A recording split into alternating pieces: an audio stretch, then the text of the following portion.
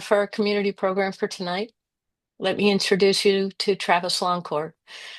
He's a PhD out of UCLA and is an expert in urban ecology and conservation science with a specialty in the impacts of artificial light and human-built environments on wildlife.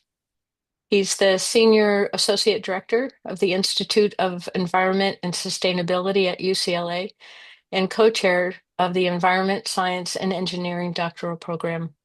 Travis, we're really happy to have you here. Welcome. Thank you so much. So I think what we'll do here is get some slides going and appreciate the invitation opportunity to talk to you a bit about window collisions and birds. And it was incidentally completely apropos today. I was in a meeting. I sit on the environmental review board for the County of Los Angeles, and we see all the developments in the coastal zone of the Santa Monica Mountains that are not in the city of Malibu. And two of the projects just had massive expanses of glass and would be built right next to, habitat. And I had to bring up this very question of what do you do and how can we mitigate that, recognizing that a lot of these things are going to get built, are going to be rebuilt and whatnot. And sometimes that's just the way it is. And you have to figure out a way to deal with that and then mitigate the impacts. And so this topic is applicable every day, a million decisions that could lead to reducing the level of mortality that happens from windows.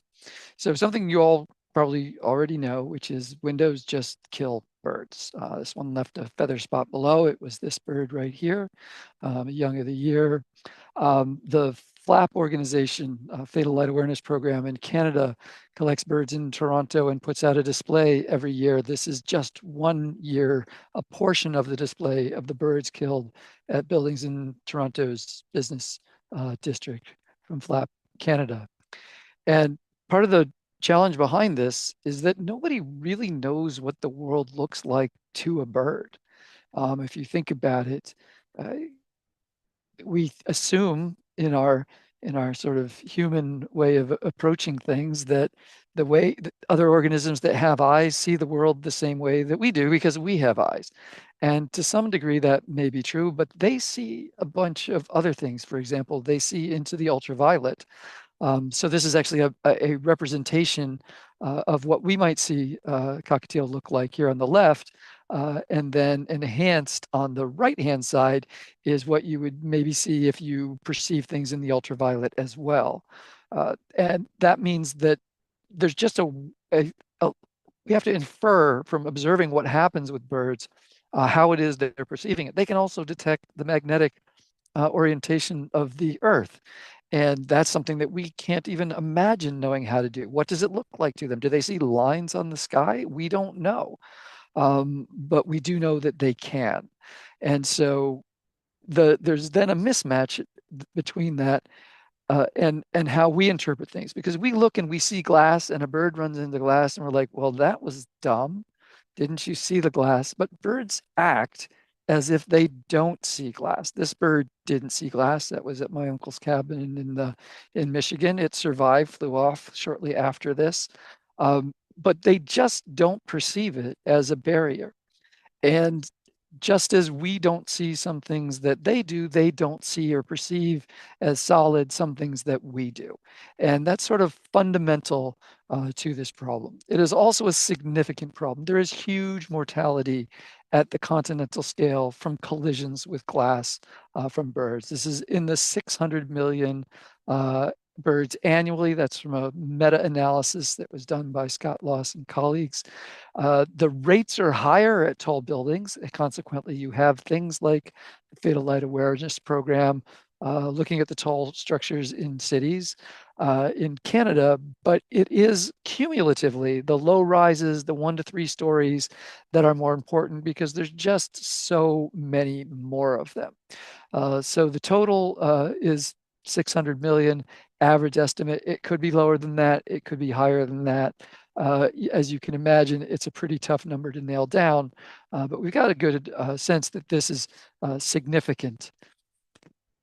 There are drivers of this mortality. Building size matters, but so tall buildings, but rural areas and low density structures are just more extensive overall.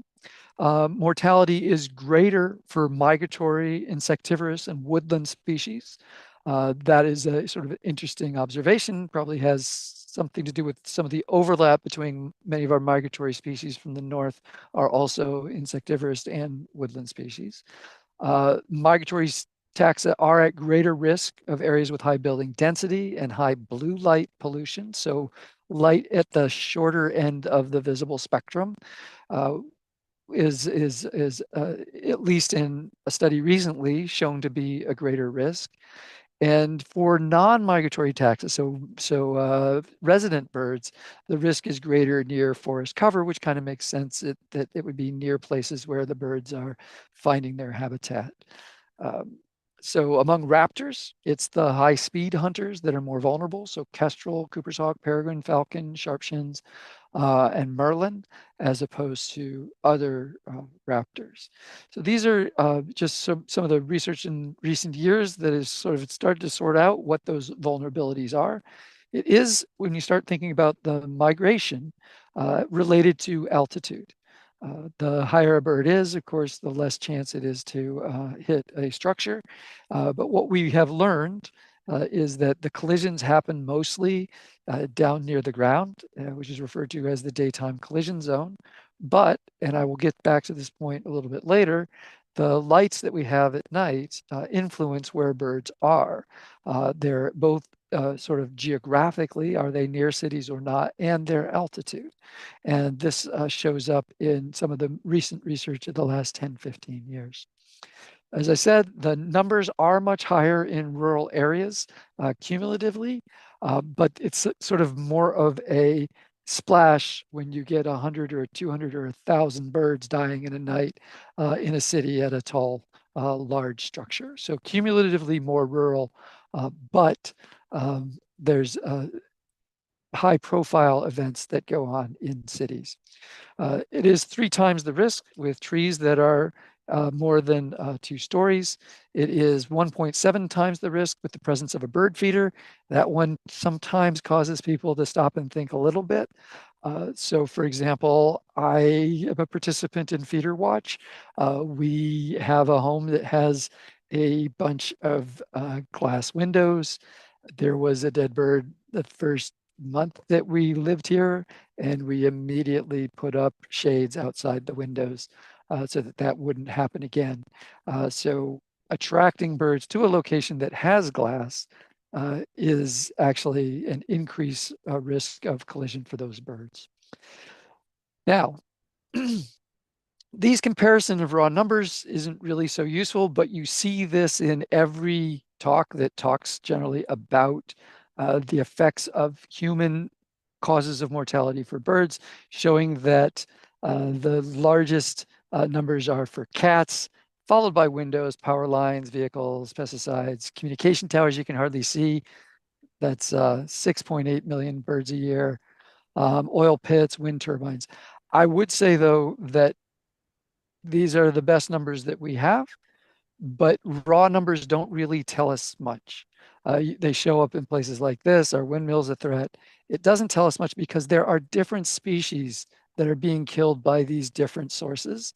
And there's a big difference between killing a long-lived raptor that has one young a year versus a short-lived songbird that has multiple young a year and might double clutch or triple clutch. So whether or not this matters is a question of how you define matter, but also variable based on the species that are going to be impacted by this. So I would argue that even though cats, we believe, kill lots more birds than windows, windows kill more than power lines, et cetera, as conservationists, we should be taking a look at all of these things because they affect different birds at different times, different parts in their life cycle, and with different vulnerabilities and different synergistic impacts that come from all of these together. And I have to always mention that when we get into talking about individual mortality sources. So how Hey, do they differ? Yeah. Travis, I don't know if you're You are intending to keep your PowerPoint up, but it is no longer up. Okay, it's supposed to be up. Maybe I'll No, it's up. stop sharing. It's up. Actually, I see it. Oh, you It's do? Yes. Okay. It could be on the download side then. Is everyone seeing a big table that probably I should have left in a paper and not put on a slide? yes, we are. Okay. Huh? It might just be me, All but right. thanks, Travis. Super. Yeah, so back to this question, what are the birds that are being impacted by this? And these are estimates from the Scott Lawson et al. Paper, looking by all buildings, low rises, residences, and high rises, cumulative observations across the entire North America. And what are the species that are being hit and killed, or hitting these sources and killed? And what you want to note here is that the species in boldface are birds of conservation concern. And so, and the numbers are the sort of risk of being killed by these windows. That's kind of a big deal. And we found this same thing when we looked at communication towers as well. That there are birds that are being killed disproportionately that are birds of conservation concern. It's not just the most common things, the urban birds and whatnot. It is in fact birds that have some conservation attention being paid to them, which I think is important as we make the argument often for mitigating it in the development process, to be able to point to research like this that says, no, it's not just pigeons, although that can happen, or house finches, it's conservation concern species as well. This is the vulnerability by group. And so hummingbirds and swifts are particularly vulnerable to collision, hummingbirds especially, grebes, shorebirds, kingfishers, waxwings, warblers, all the migratory species. Gnatcatchers, not so much. Ducks and geese do a good job of staying away from residential windows and high walks. So what causes this? What are the situations? And these are from the American Bird Conservancy guidelines that they have published. The first mechanism is that there is a reflection in the window of something that the bird thinks they want to go to. So it could be they're just flying into the blue sky or into the skyline, their habitat. It could be that it's reflecting a tree or shrubs or grass, but they apparently, again, we can't be in the mind of the bird, but they act as if that reflection in the window is no different than the thing itself. And they think if they fly there, they're going to get into a tree.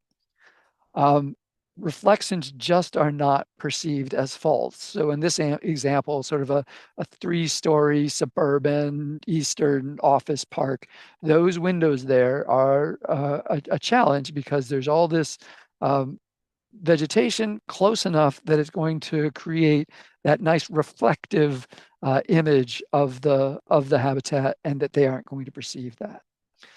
This would be an example as well.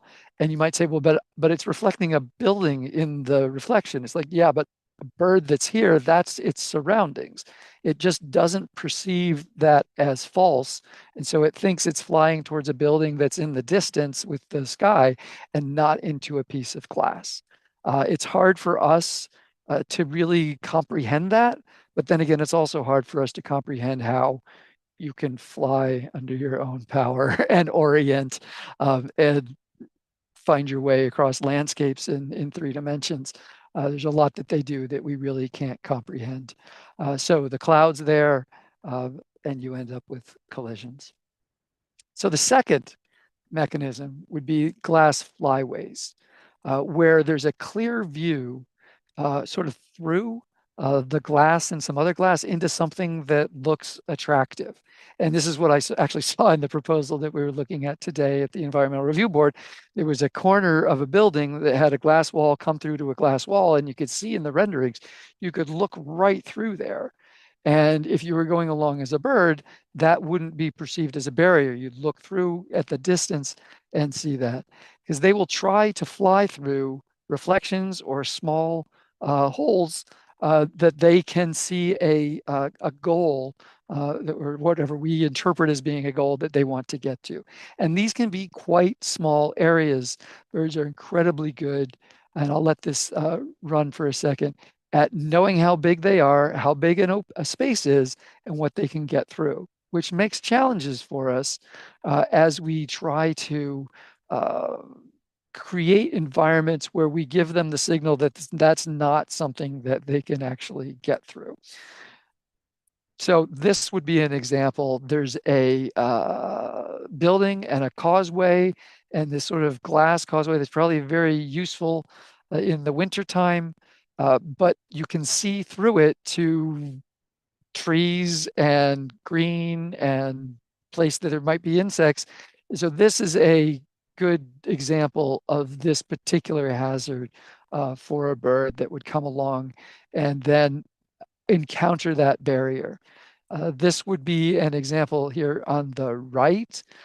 Even just looking through, not seeing that as a barrier, being able to go through that, or even if you put some trees inside of a vestibule, and that becomes a destination point where that glass wall, there's not enough there for birds to perceive that as a barrier.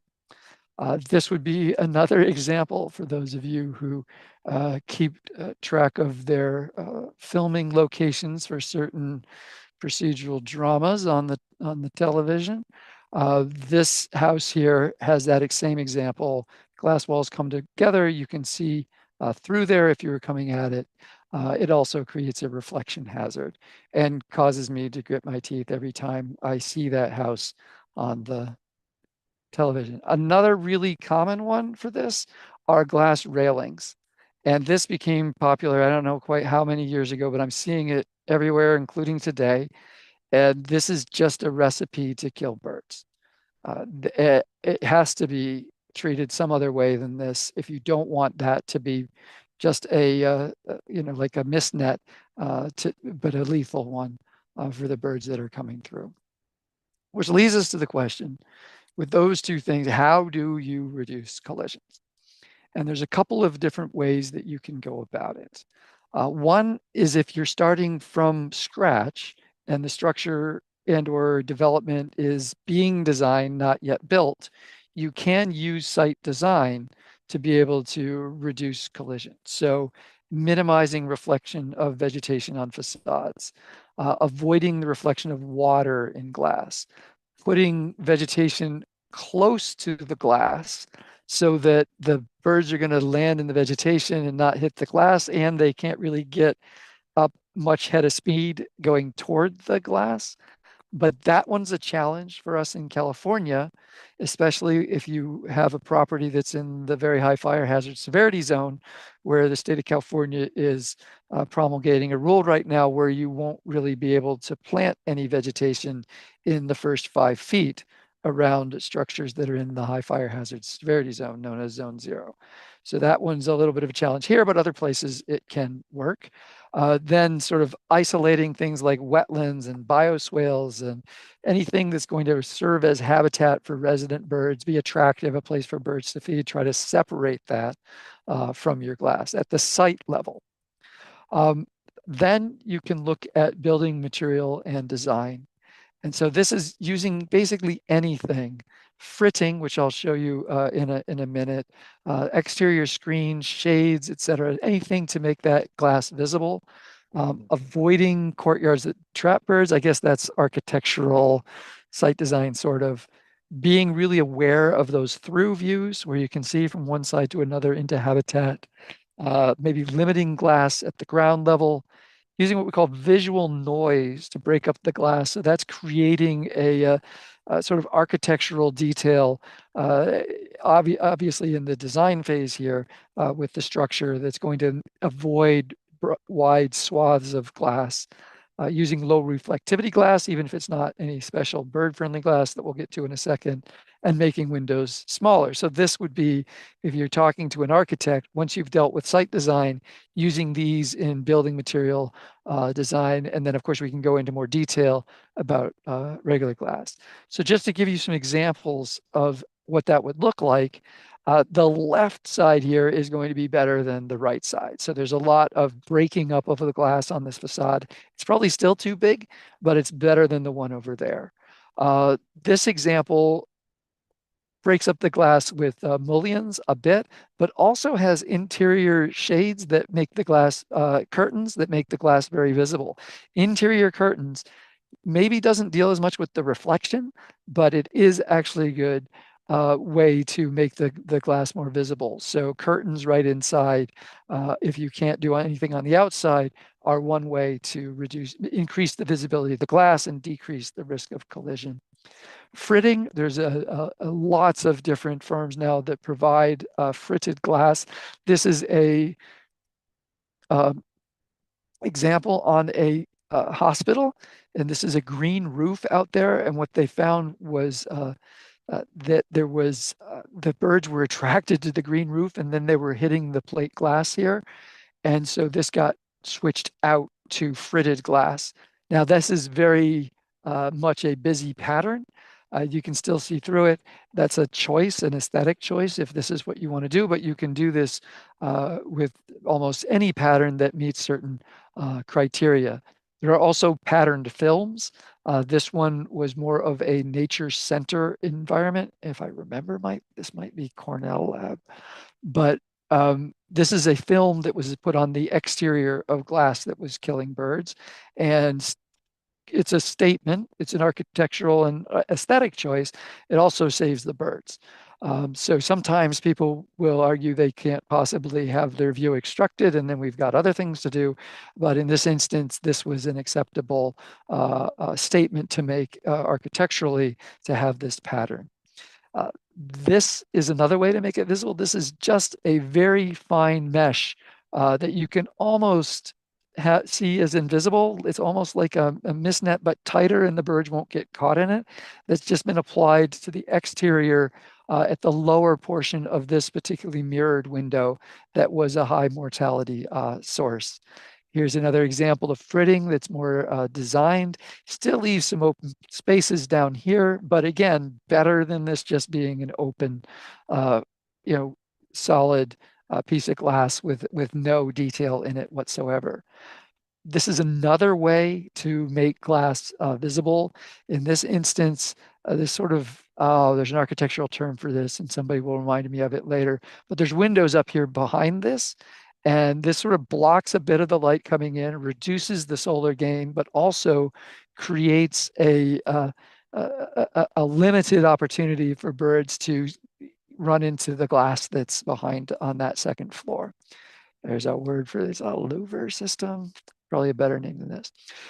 Here's a residential application. This is the before situation, just a standard window. There's a shade behind it. So putting the shade down will make it a bit more visible, but you can see the reflection of the vegetation in the glass.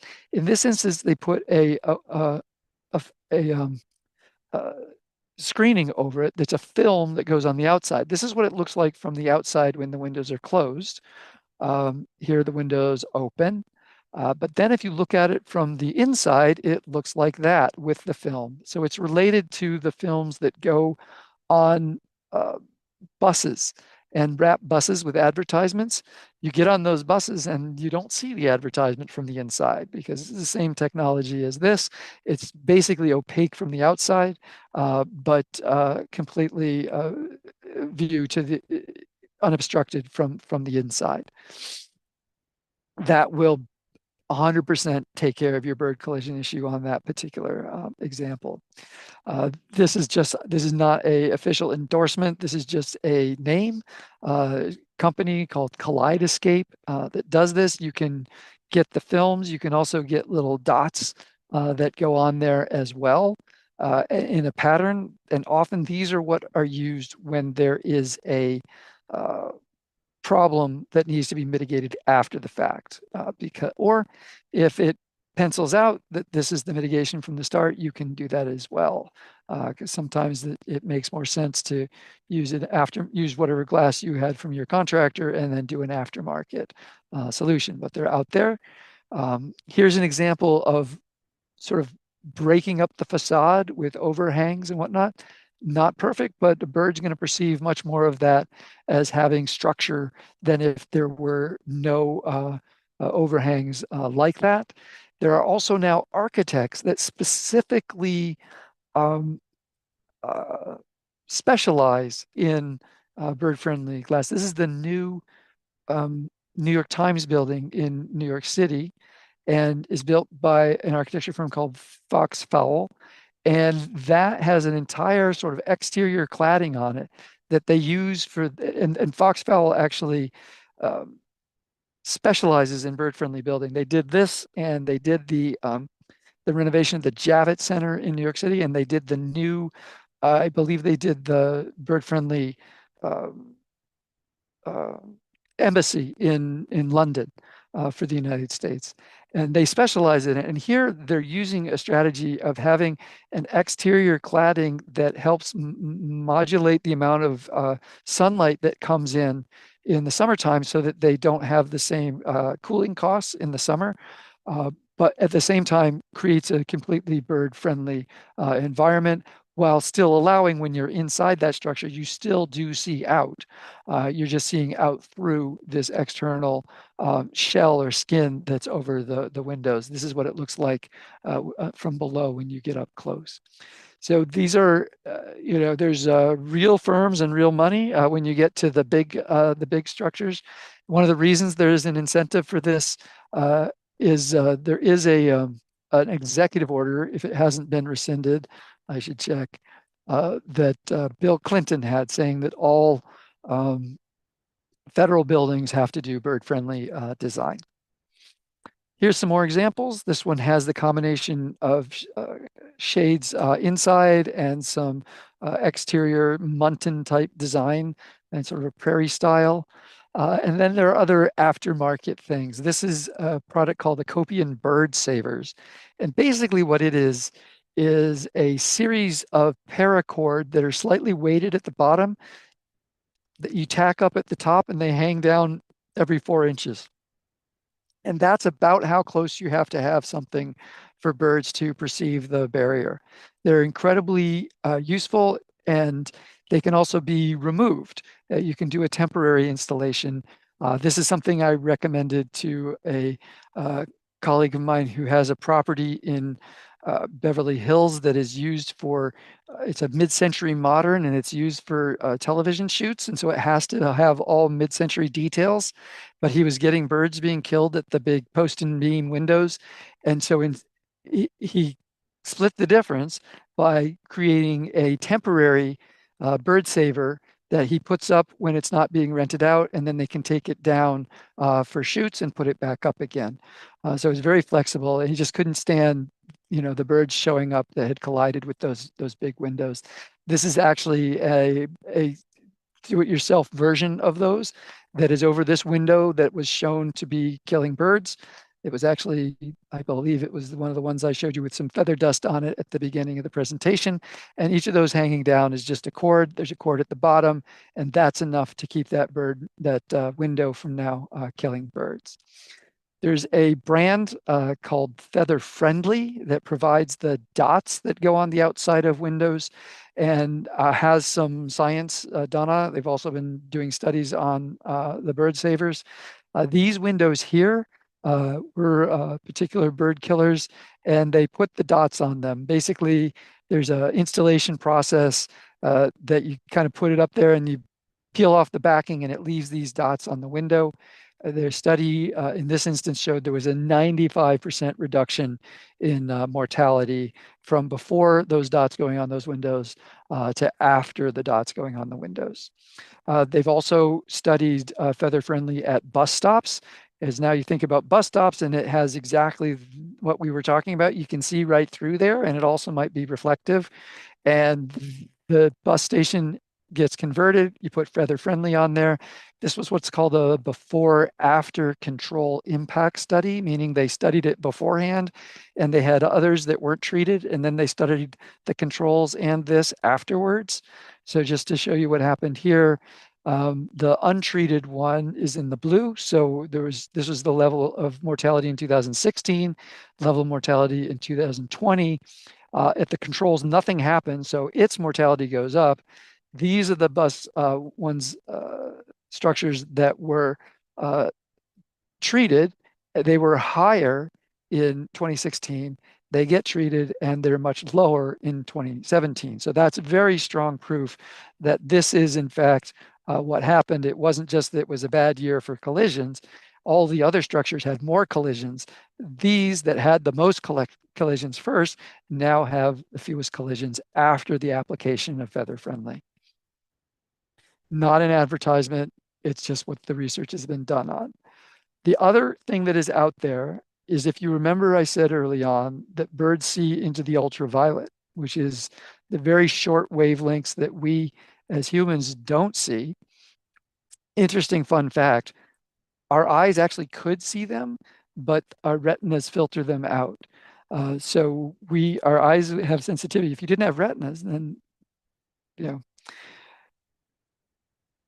but we do. So we don't see it, birds do. This structure was treated with a product called Ornalux. And Ornalux is clear to us. We don't see it because we don't see into the ultraviolet, but the birds see a bunch of reflectivity from a ultraviolet reflecting pattern that's in the glass. Now, theoretically, this is probably going to work the best when sort of full light, where there's lots of ultraviolet light outside floating around. This was studied here, and they got a 71% mortality reduction before after at this particular location. So strong evidence that it does work. If I could stand to have the dots, I would probably still go with the dots. But in an instance where you have to have it clear, and that's what's necessary for the application, we can go with the Ornalux. It's very important to do it during construction and not try to retrofit, because retrofitting with this kind of stuff into windows is difficult. So how do you find this stuff, and where do you figure out what's good and what's bad? The American Bird Conservancy has a database. I hope that QR code is still active. I put it together some months ago and I didn't test it before today. They have a testing system where they have a banding location and then a tunnel. And that's what this is down at the bottom. And at the end, there is a net and two choices. The net's basically invisible. The two choices will be the way out versus a window or a material that the bird is either going to choose to fly toward or choose to fly away from. So it's a choice test.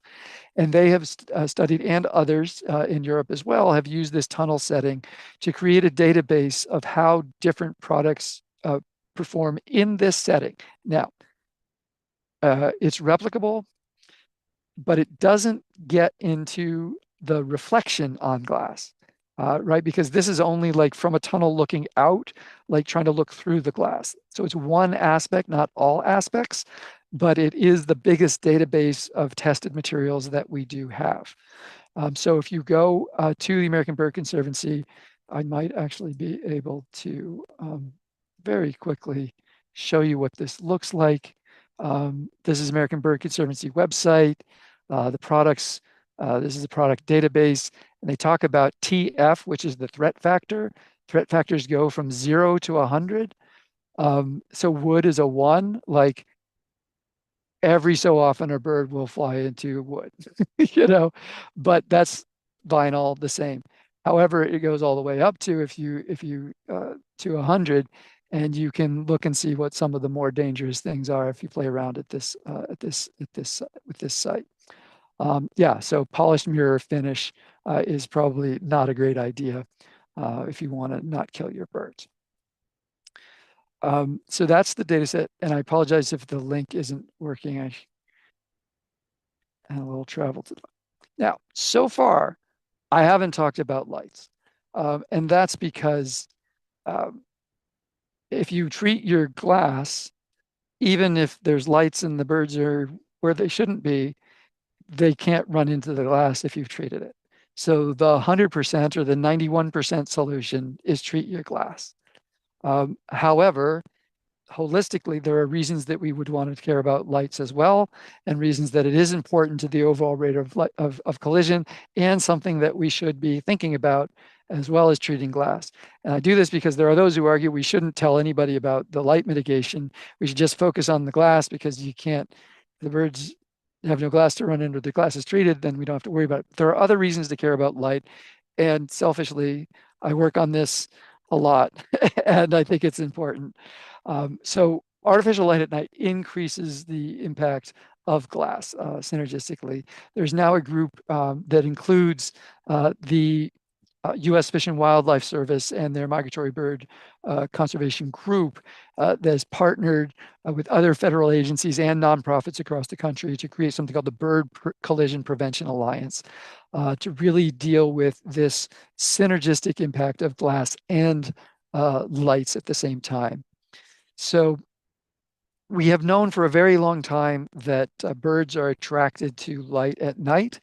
Migratory birds, especially seabirds too. This is the Eddystone light from a painting in 1912, showing just an enormous number of birds that have been attracted to the lighthouse here. And in the modern world, we have been able to use radar ornithology, which can count individual birds and figure out at the landscape scale that light at night affects the stopover density of migrants across broad spatial scales. So the stopover density, and this is C is the panel you want to look at in this one, is distance to bright light. The closer you are to bright light, your higher density of stopover. The farther you go, the lower. It's also associated with food and amount of development. But this is key, that it's now been shown that birds basically are indeed attracted to light. Not like this is a new thing. Here is Chicago 2002, some good old VHS video before everybody was walking around with a studio production system in their pocket. All the birds flying around that building are nocturnal migrants. And some of them then get caught in that light and don't make it. They run into the building and they end up on the ground. We know this from the tribute in light at the site of the 9/11 terrorist attack. And this was work done by Kyle Horton, showing the attraction of birds to the tribute. Those are sky tracker lights that are installed that go straight up into the sky.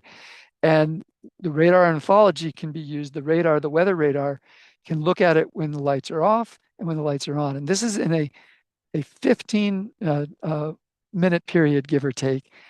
500 birds within half a kilometer, within 500 meter, when the lights are off, September 12th, 2015. And then after the lights go on, 15,000 birds within 500 meters. So that's not just the birds are flying through and if they hit lights, they kind of stop. This is showing us that birds are being attracted from more than a 500 meters away to lights at night. This kind of thing was known for a long time. It goes back to the post-World War II era when they used something called ceilometers at airports, which were to figure out the height of the clouds. They would shoot a spotlight straight up. And if you go through the old Audubon newsletters from around the country, and the local bird journals, you will find multiple instances of descriptions of mass bird kills at ceilometers at airports with those lights shining straight up into the sky. He's also modeled across the United States using 3 million radar scans showing that sky glow, the amount of light in the sky, is a top predictor of migratory stopover behavior. So elevation is 1, sky glow is number 2. All this down here is foraging location and weather, which is unsurprising when you're talking about migration. Sky glow is 16% of the total. So what does this lead us to from a composite recommendation? It's to turn off your lights in the home and office or draw the shades so that you're not illuminating the outside at the same. It's just good practice for the rest of the ecosystem that's active at night outside. Turn off lights where the greenery meets the glass. This here again is one of those examples you're now going to recognize. Glass with greenery behind it lit up at night. That's a bird killer right there, especially if you put it in the migratory pathway on a coastline where birds are going to be coming over the water body. That's a great way to get a mass bird kill. Turning off the outdoor landscape fixtures. I'm old enough that I think of all of this outdoor lighting as wasteful. And where I grew up, you had a porch light, but you turned it on when you were going to have company coming, and you didn't light up your entire property all night. If you're worried about security, get a motion detector. But we don't live in that era, and we have to now tell people and convince them that there's actually, yeah, a little bit. You're having a party, sure. But leaving stuff like this on all night, every night is a good way to both degrade the habitat for birds and everything that birds depend on in the ecosystem. Using internal shades to dim light, again, that's something we've already discussed.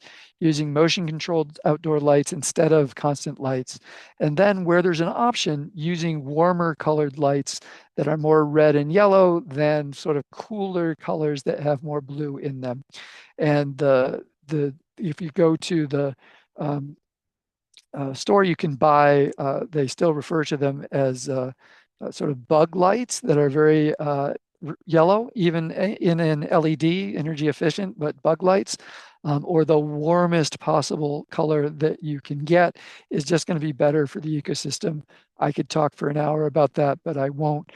You can ask me more questions about it if you want. Sometimes big changes get uh, done because big events happen. This was a one-night kill of 1,000 birds in Chicago in October 2023. And it was a structure that was right on Lake, that better be Lake Michigan. All right, somebody will get me if I got my lakes wrong. I'm embarrassed. I can't quite remember it. Then this was predating the mitigation.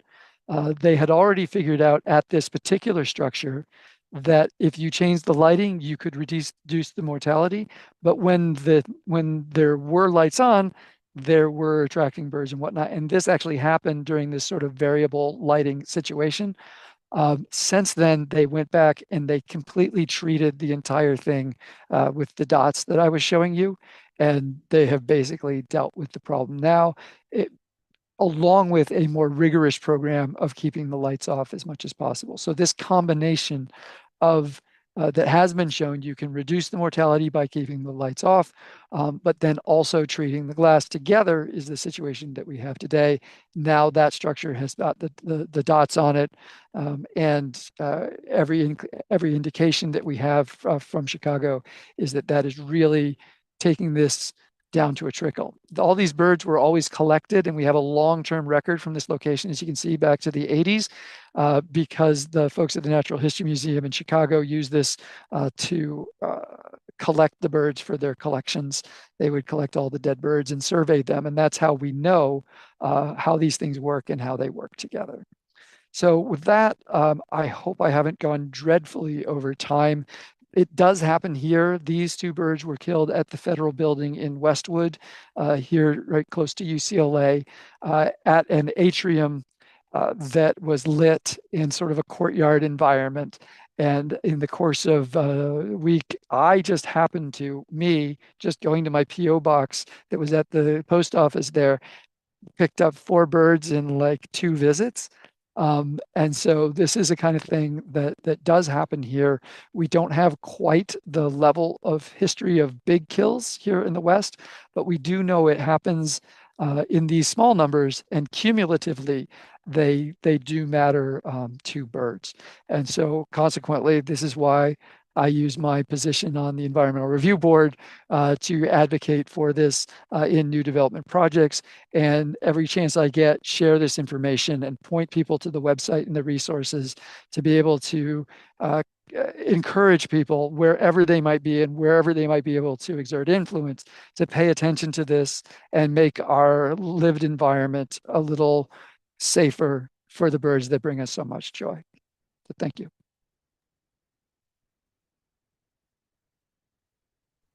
Well, that was great. Thanks, Travis. A little sobering, but great information. And hopefully we'll be able to make some changes in our own homes and in the buildings that we work in and around to have an impact. You know, Moro Coast Audubon Society did partner with the honors program at Cal Poly to do some studying of bird strikes on the windows around the campus. And then they were going to make some recommendations as to whether it's dots or some other technique to make some of those changes. Because, like some of the pictures you showed, there are some really bad uh, glass structures there. So great. Um, for some reason, I can't see any questions that came up, so I'm going to need some help from Wendy or maybe I, you, a- Travis. I answered them all on the way, right? Must have been. Um, yeah, so if anybody has any questions, just put them up and hopefully Wendy, Bob, or Travis will be able to see them. Oh, I do see one. If someone comes up with a great idea for bird kill prevention, how does one test it? Uh, Good question. The folks who do the most testing are the American Bird Conservancy, and that is testing specifically like window type solutions. So if it's not that, so for example, if it's I'm going to use ultraviolet lasers or something like that, you probably would need to find a researcher. There's a guy who I like, John Swaddle at William and Mary College back east does sort of applied work like that, and you can look to the folks who deal with sort of bird deterrence for agriculture, and airports are places where there's maybe some money to do research on that as well. Okay, I see a couple more coming in now. So I've been told before that orange-red colored lights mimic sunrise and attract birds. Is that true? Great question. Spectrum, we believe, matters. There is not complete consistency in the studies. The I've not seen a study that shows increased attraction at yellow and red. What I can tell you is that red only, in the context of tall structures, so communication towers, solid red lights are really bad. And the reason there may be attraction, but it may also be a little more complicated. And I'll just tell you this little story that maybe explains why that is. The When they take birds and try to let them orient toward the south, using magnetic fields and put them under different colors of light to try to orient, they can do it under blue, they can do it under green, they can't do it under red. And we think that maybe that's because the red light doesn't have enough energy to interact with a particular molecule in the eye that spins and then is used to detect it's not in the eye, but behind the eye, that is used to detect the magnetic field. And so there's this hypothesis about how this magnetic field detection piece works that requires a little bit of light to stimulate, and that the red doesn't work there. We also know quantitatively that the uh, solid red lights on communication towers kill more than flashing red lights. So there's something about the light. If you let the light flash and extinguish, the bird doesn't get quite as disoriented and sort of can continue on its way. There's not been any study I've seen that shows increased attraction specifically to yellow and red on the ground. And if you look at the sensitivity from a vision, so that discussion of red was getting at a mechanism that wasn't about necessarily vision, because if it's making you not able to see the magnetic field, see in quotes, detect the magnetic field, that may have been the issue there. Um, we be, we've looked at the spectral sensitivity of vision, and the birds see much better in the middle of those wavelengths, so in the green and blue, like humans do predominantly. So from the visual perspective, there's no reason to think they're going to be more attracted to yellow and red. But if in the event that it's the only thing in the environment. So think of these tall communication towers. They're like 1,000 feet in the air. If it's the only thing, it's going to seem super bright in comparison. So sorry, that was a longer answer to that question, but it's a complicated one.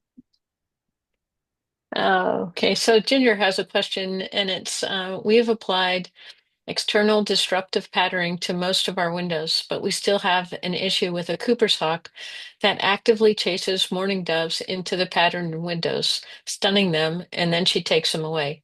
Is this something we can stop, and should we?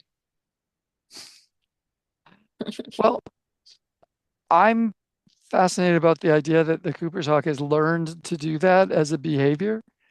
Um, that could be. So, so clearly at this point, even if the doves see it, they're still being scared into it, and not much you're going to do about that. The other thing that can be done if that's the only thing that's dying, you could make the decision that a few mourning doves for the Cooper's hawk is not the worst thing in the world, or you could use some sort of external treatment, like a shade or a very tight netting that could basically that would arrest the dove's trajectory going into the windows. I I would have to think about that one and decide what the right thing was to do. Yeah, No that was a good judgment one. either way here. Yeah, Yeah. that was a good one. And Uh, thank you for so treating your windows. this one is, what are the cities with the biggest problem? Are there petitions that we can sign to motivate action? Great question. We get a lot of the conspicuous mortality in places that are on coasts where birds are migrating over water. So migrating over Great Lakes and hitting a city on the north of it in Canada, migrating over the Gulf of Mexico and hitting the coast of Texas or Louisiana or whatever that might be. Chicago is on they're coming over a lake when they're on their southward migration and hitting Chicago. So those instances um, are going to be greater risk, and this bears out sort of visually in looking at communication towers as well. In terms of places that have active sort of uh, organization of people to take action on this, I would say to look up the Bird Prevention Alliance that I was just talking about a second ago. Sorry, I forgot the name momentarily. Bird Collision Prevention Alliance. And I'm guessing that they are going to develop some of these things, or contact the American Bird Conservancy, because they do have a specific collisions program that you can express interest in. And nothing against Audubon, and many Audubons and local equivalents are working on this a lot. It's just that ABC has taken it, like they also have the Cats Indoors program. They have taken these on as very specific initiatives, and getting on their mailing lists is important there. Great. Uh, I don't see any other questions. Do you see any in your chat, Travis? I never saw anything in the chat, so I think the Okay. chats are coming to you. All right. Well, that's awesome. And listen, we just want to thank you very much. This is a really important topic, and we appreciate you and taking the time out of what I'm quite certain is a very busy schedule to be here with us. And yeah, thank you again. Appreciate it. And for everybody else, we always encourage everyone to become members of Morro Coast Audubon Society and support the great work that we're doing. But as you can see, there are a lot of hands clapping going up the screen. That's great. uh, The modern applause. I the love it. modern applause, Thank you so yes. much. Yeah, thank you. Thanks, everyone. We'll see you next time.